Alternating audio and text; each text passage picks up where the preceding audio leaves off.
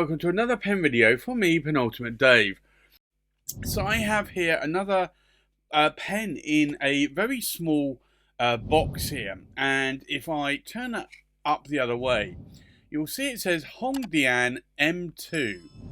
Now, it does actually say black on it, but it says orange red. This is the orange red version.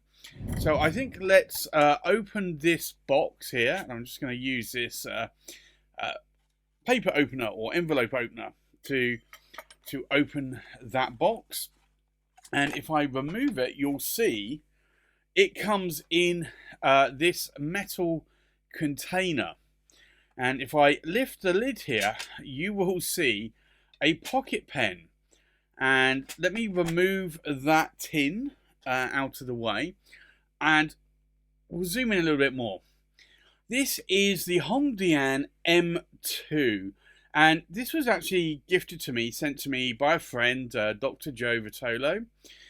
He's actually in the US, I'm in the UK, but he had ordered this on Amazon and had it sent to me. So you can see here it says Hongdian M2 there. It is a pocket pen. It's very reminiscent of a Kaweco or Kaweco Sport. It is, I believe, an anodized aluminium. It is a very, very lightweight pen. It has a very, very small nib on it that you can see there. And it is a steel nib with an ABS plastic feed. But you can post this pen.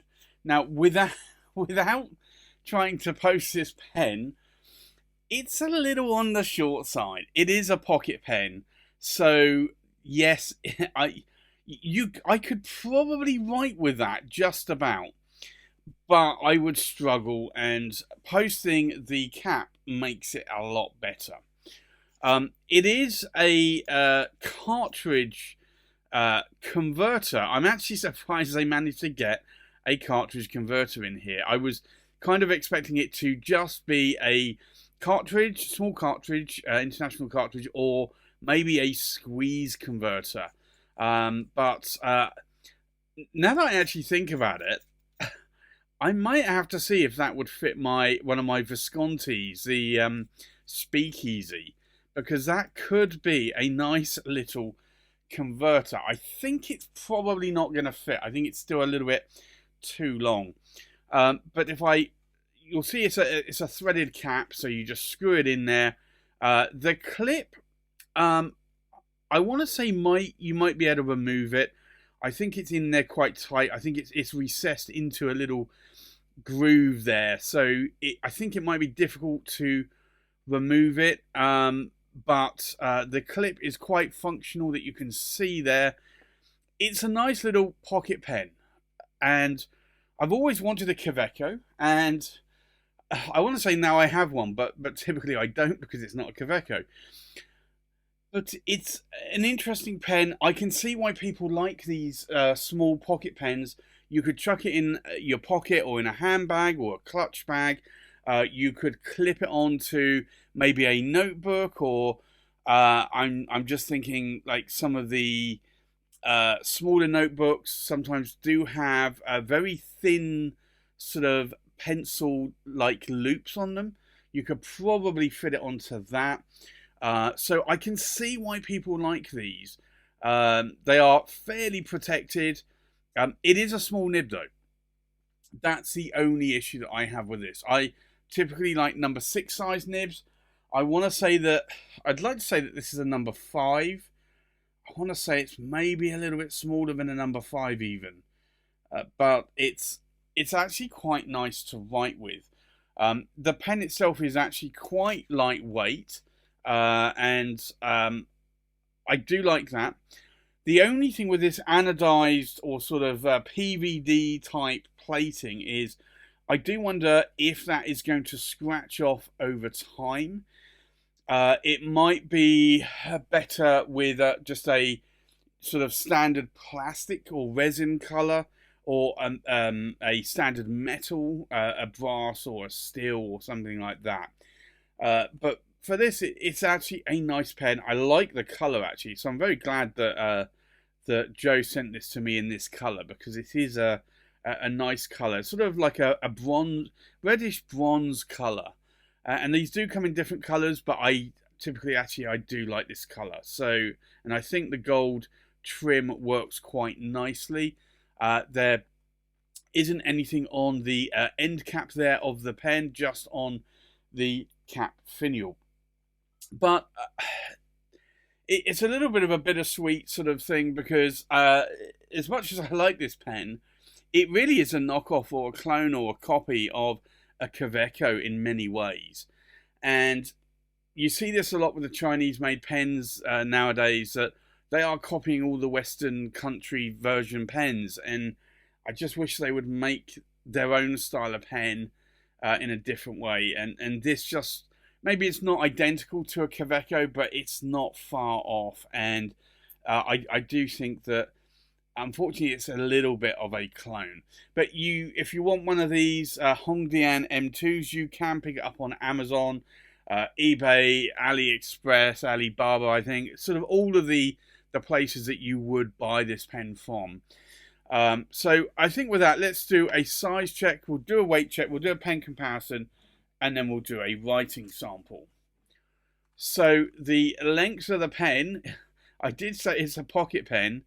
You're looking at 105 millimeters in length. The length of the cap is 75 millimeters. So that's actually longer than most caps would be on a fountain pen. And then the length of the body without the cap, we're looking about 100 millimeters exactly. And then if we were to post that cap, we are looking, I don't normally do posting of caps, but I think with this one it's needed. It's 135 millimeters, so actually that then becomes an oversized pen in terms of the size there. But you can see in my hand that is a decent size pen once the cap is posted. So what I'll do is I'll just screw the cap back on again. I do like that it's a screw thread there as well, and it's not just a push thread. And now we'll do a weight check. Now, clearly this pen is inked up, but it's a small converter. We're looking at just under 24 grams in weight, so that's actually a nice weight in pen. The weight of cap, we're looking at just over 11.5 grams in weight. And then the weight of the body, we're looking at just over 12 grams. So that's not a bad, like if you're going to be posting that, then that is going to be around sort of like 25 grams in weight. So that is actually quite a nice weight in pen. I think with that, let's do a comparison with other pens. So from left to right, we have a Magna Carta Mag 600 in Azure. We have a Benu Euphoria Earl Grey Tea. We have a Parker Duofold Centennial Godwin in gold. Another Parker Duofold Centennial Godwin in silver. We have the Hongdian, and this is the M2. We have an Asvine, and this is a V126. We have another Magna Carta Mag 600 in the Obsidian. We have a Parker Duofold Prestige Burgundy Chevron. We have a Noto, and this is the University of Oxford. And we have an Noto, and this is the Charles Dickens David Copperfield. So I think let's now go and do a writing sample. Now I am going to have to post, unfortunately, this cap because it is a little bit on the small side of things, but this is the Hongdian M2, and this does have a medium steel nib. Now, with most Chinese pens, I typically find 70 to 80% of the time that the nibs do need tuning. They are a little bit rough, scratchy, very dry writing nibs. I don't mind that they're dry writing nibs because that's an easy fix, and likewise if it is a little bit rough, I can. So an easy fix in terms of dry writing, I can floss the tines with a brass shim, and if it's a little bit rough or catchy or scratchy, then you can smooth the nib with a little bit of 12,000 grit micro mesh. Maybe go down to 10,000 if it's a little bit too toothy, and then back up to 12,000. So I did need to do that with this nib, unfortunately, but it's kind of what I expect now. The ink in here is Franklin Christoph.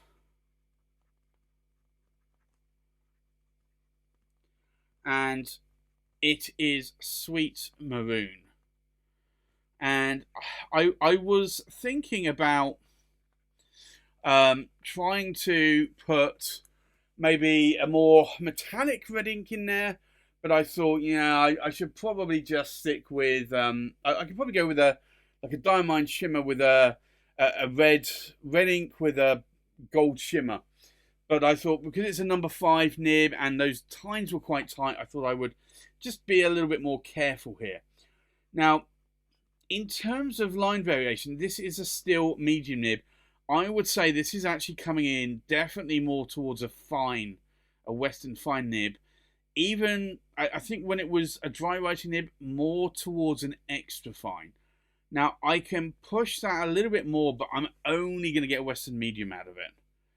And you can see there, this is a little bit more on the finer side of medium. But if I do some more vertical lines, you can see there is no hard starts or skips there. Now, yes, I did tune that nib. All I did, though, was just increase the wetness of the ink flow and a little bit smoothing of the nib. In terms of ink wetness, let's take a look. It's still not a super wet nib. So this would be ideal if you were writing with it in a notebook. Now, if it before I actually tuned the nib, you really wasn't seeing any smudging on this whatsoever. It was a really dry nib. What do I like? What do I not like about this pen? Well, I do like the colour. I'm not particularly enamored with the size, the shortness of the pen, but it is growing on me. It is something that I am starting to get used to the more I'm writing with it.